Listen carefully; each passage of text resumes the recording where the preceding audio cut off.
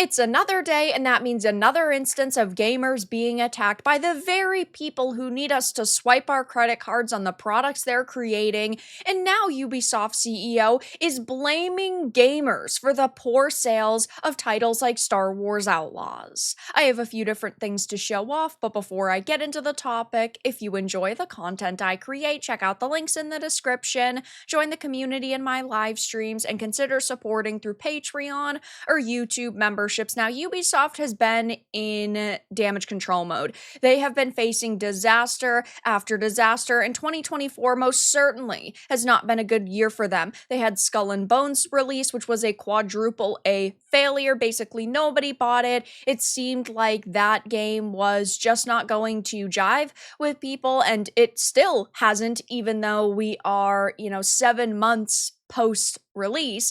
Then we had X Defiant, which we have heard has been a failure for them. It is not the COD killer they expected it to be.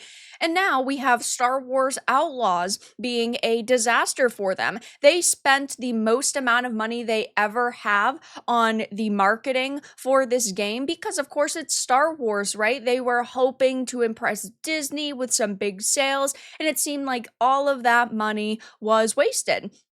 So, this is a Tech for Gamers article. It says you might be hearing a lot about Ubisoft lately, and that isn't going to stop anytime soon. The company right now is a complete mess, and due to that, there is an internal investigation going on. The stocks are falling due to the recent failure of Star Wars Outlaws and the delay of Assassin's Creed Shadows. This is another game that they were hoping was going to pump up their numbers for 2024, and that just isn't the case so far this year. From all of the estimates we've heard, they've spent over $300 million on game budgets, so they were really needing one of these titles to be a smashing success, and now that they don't have Assassin's Creed Shadows releasing this year, it is true that it's not going to look as bad for them in 2024 because that has from what we understand, $200 million budget. So that would mean they've lost over $500 million this year if that was to release. But it just means that 2025 is probably also going to not be a smashing success of a year for them, simply because there is so much negativity surrounding the title right now. Maybe it will come out and it'll be absolutely fantastic. People will love it. I just don't think that that is going to be the case, at least at this point in time. It says, though, that said, the CEO has blamed gamers for the poor sales of its recent Star Wars title. It's not the fact that the gameplay is mediocre, that the open world is extremely lackluster, and it should not have been open world, but they simply wanted to call it open world as a marketing strategy. Kay Vess is an extremely unlikable character. To be honest, all of the characters in this game are extremely unlikable. It's filled with bugs and glitches. I had to stop my playthrough because I reached a game-breaking bug where I could not progress the main quest. I had to stop my own playthrough. It was a nightmare. There were so many problems with this game, so it's really not a shocker that all of the technical problems combined with the fact that it just is not a good time for Star Wars in totality because Disney Star Wars is extremely hated. Like, these things have, yes, piled up and led to a massive problem for them. It says, though, Ubisoft recently had commented that the sales of its Star Wars game were below expectations, which has caused turmoil for the gaming giant. However, instead of course, taking responsibility for the damages and taking responsibility for hiring activists and not people who are actually good at their jobs, the CEO is now blaming us, saying, "You guys have high expectations." Yves Guillemot said that delivering a solid quality isn't enough for gamers anymore.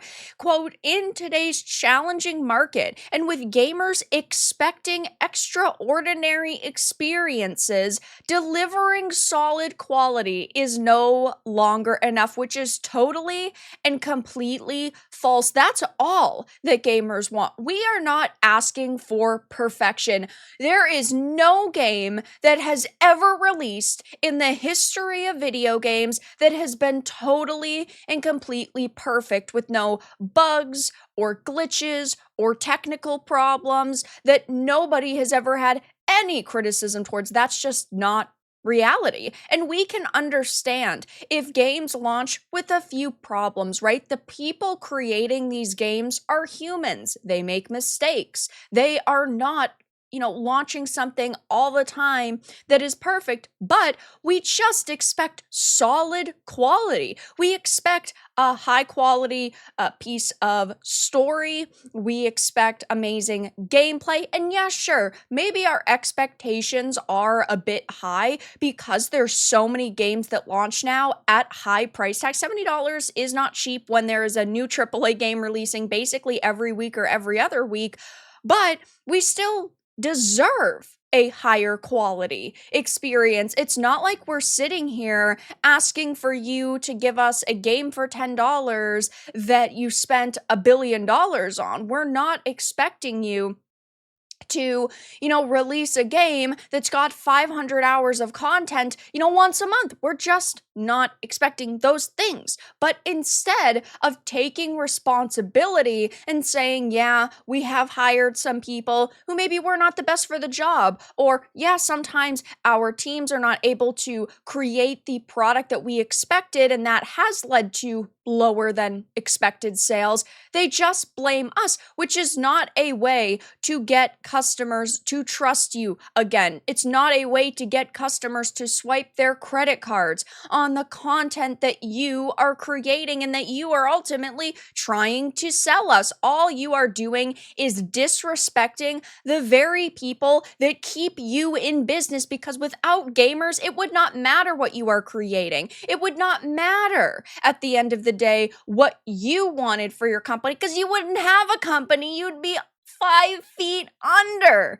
Okay? You need to try to give gamers a little bit of credit, whether you're a developer, you're a CEO, you're a writer, you're an actor. But no, that's just not what happens in the industry anymore. And the few times that somebody is actually a creative who respects us, they receive so much positive attention. Look at what's happened with Yasuda and Lollipop Chainsaw Repop. He has updated us every step of the way before release and after release. I mean, the day after launch, he came out and said, we're so sorry that on certain platforms people are facing bugs and glitches. We're working hard to fix that. And every couple of days, he's updated us on the status of those patches and the status of the game. He does genuinely care about gamers and the product that he's creating. And it's just so sad that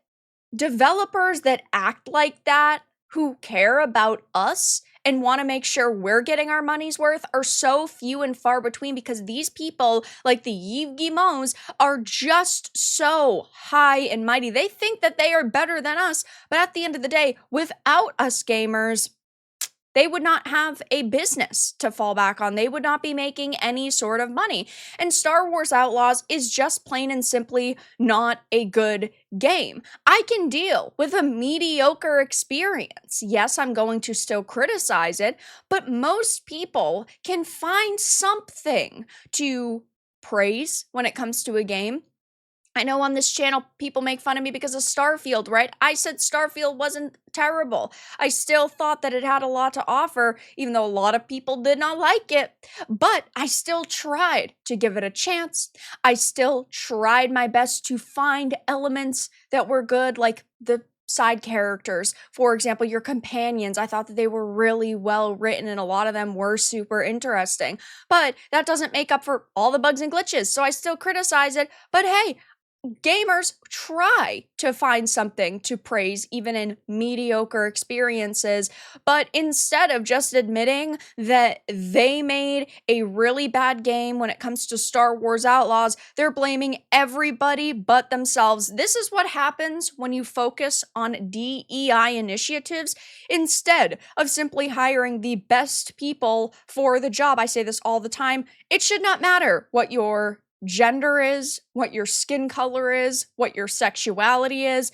If you are the best person for the job, you should get hired, but that's not the mentality in the mainstream industry right now. It's, oh, do you check off any of these boxes? It's like the last questions they ask you and the last questions they care about are how good you are at your job and if you really truly are qualified to make a game with them. So, of course, instead of just simply hiring really amazing people who are good at their job, they've hired activists. They've hired people who agree with their political opinions. They've hired people that check off a lot of boxes, and it's ended them in chaos. I mean, it's clear as day that the products they are creating right now are not selling because of Skull and Bones, because of X Defiant, because of Star Wars Outlaws. I don't think Assassin's Creed Shadows is going to be the smashing success they were initially hoping.